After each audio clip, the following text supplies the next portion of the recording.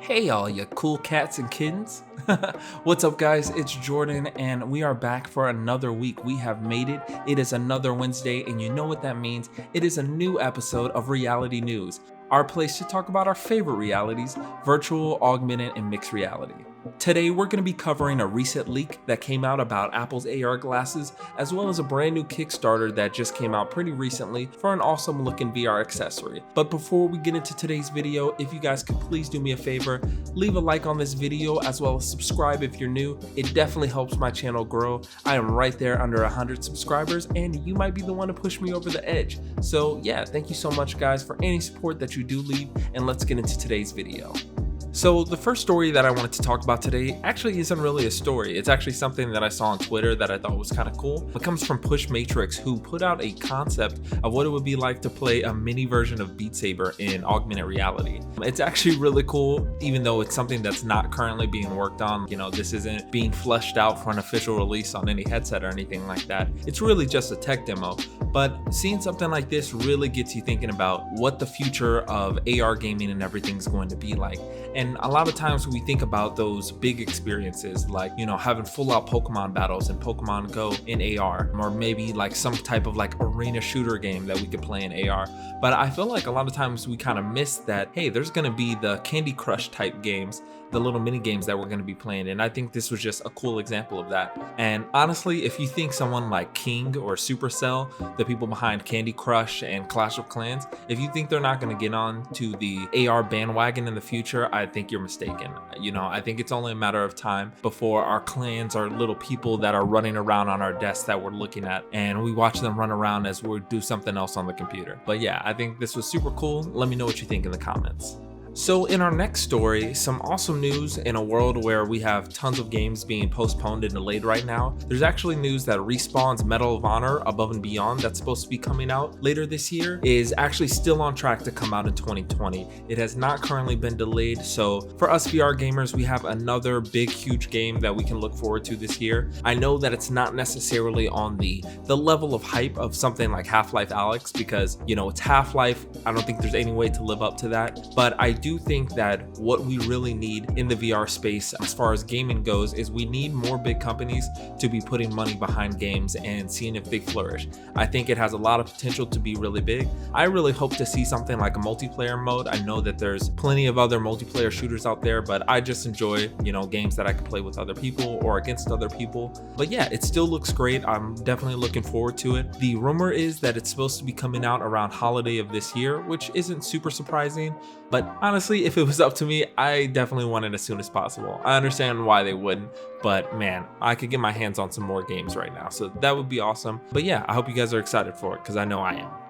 So for this next story, I'm actually going to be covering a Kickstarter by a company called Mechatech, and they are putting out the AgileVR, which is a virtual reality exoskeleton.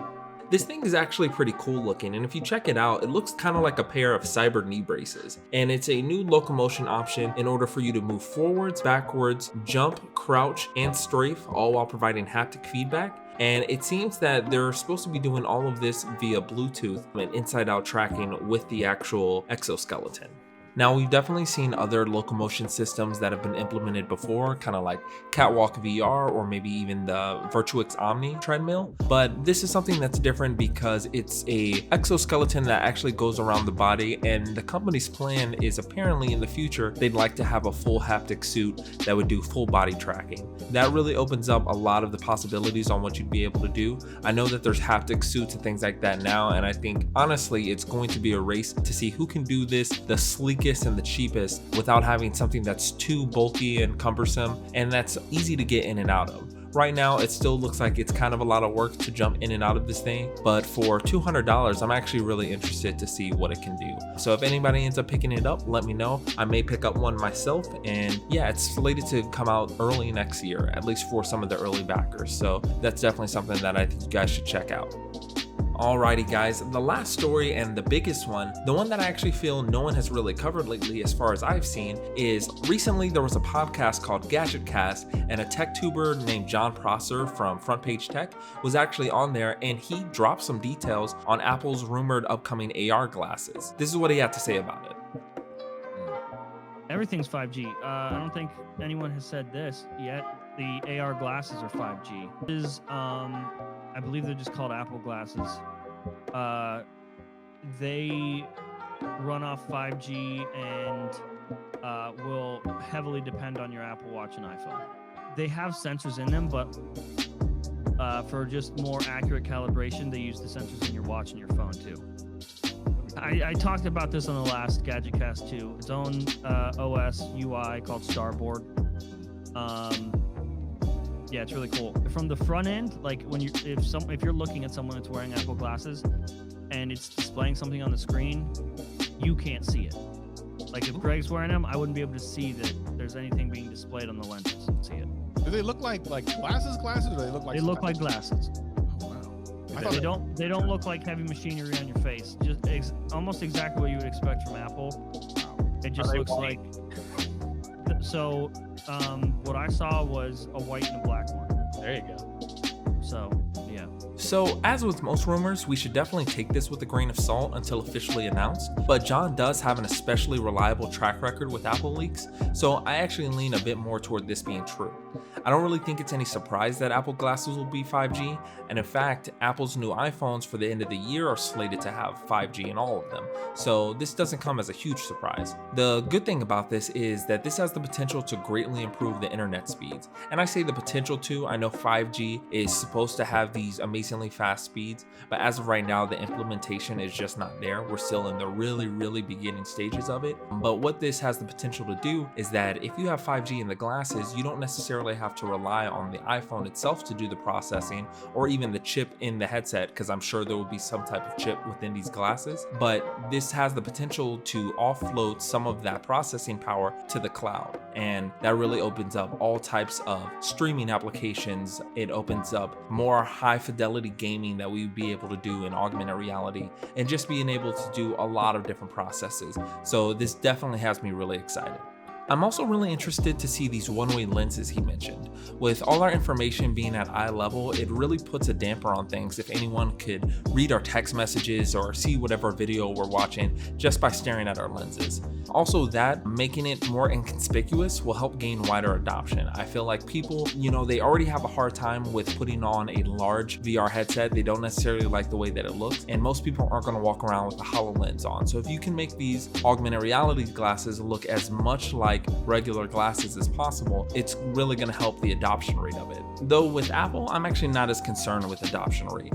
We've seen before when a giant behemoth company like Apple goes into the wearable space, they turn around and end up making the best-selling watch in the world. So it wouldn't really surprise me if they were to put out these glasses and it just absolutely takes off. I think Apple would completely revolutionize the game, not necessarily saying that they would do anything different than any of these other AR companies are working on, but in the sense that they already have the brand loyalty. So once they do it, every other company is going to rush to get their glasses out as soon as possible. And I think that's when we're going to see a huge market push from everybody, including regular people who don't necessarily care about AR and VR. That's when they're going to really start investing and jumping into it, because they're going to say, hey, I want a part of that.